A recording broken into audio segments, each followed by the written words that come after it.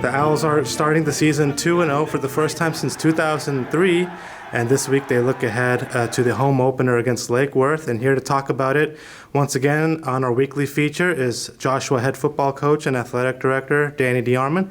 Coach, congratulations on starting 2-0. Let's take a look back at the game last week against South Hills.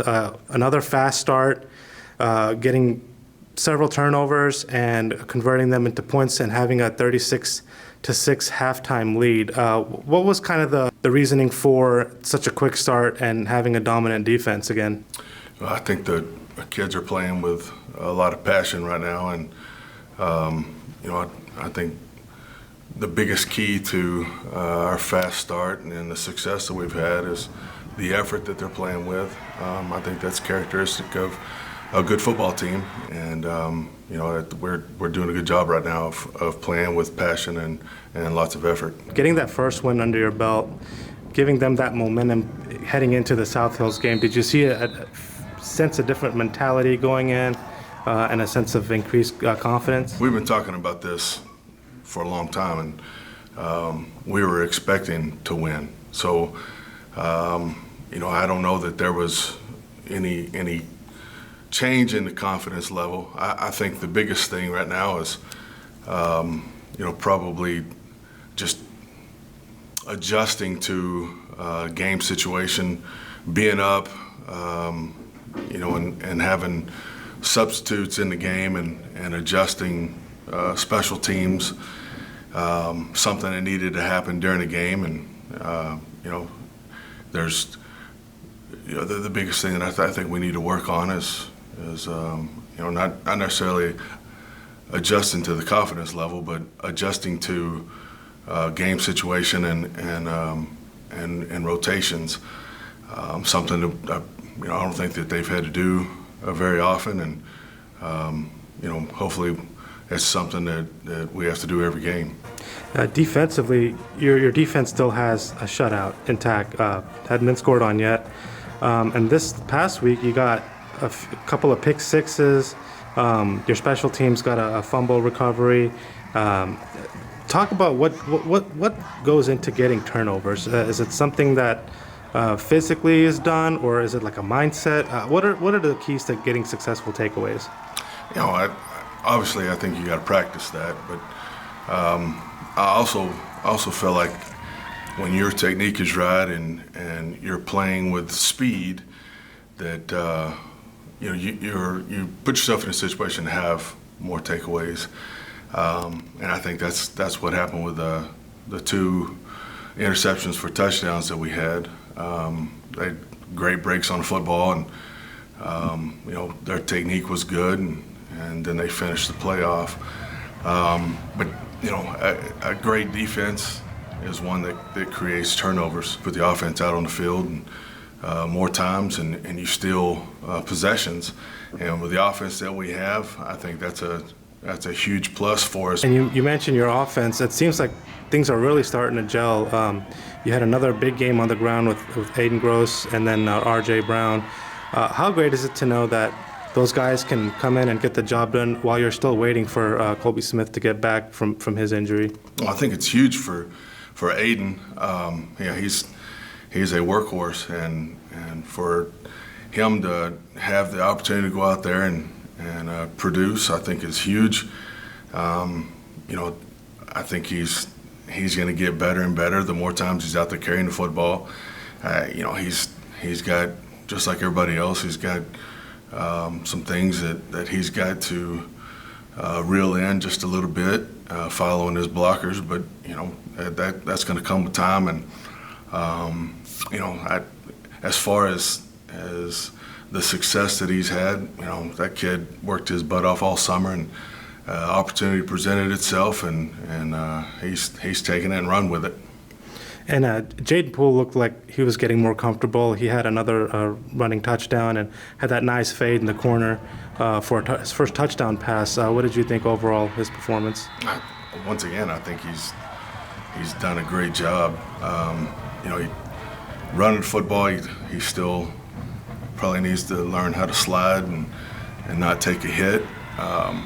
Throwing the football, I think he's got some great touch. The interception that he threw was probably something that we really needed to happen. I'm glad it happened early in the season. He made a bad read, and that's the difference between freshman football and varsity football. You make a bad read like that. He's got a strong arm, but whenever you're playing people that can run, that usually has a bad result. So I'm glad that it happened. He needed that. Force him to look at things and do a little more studying. But he's going to be phenomenal. I think he's done exactly what we expected him to be able to do, and I'm fired up about his future. And then looking ahead this week, your home opener, obviously a lot of hype and pomp and circumstance with the festivities pregame.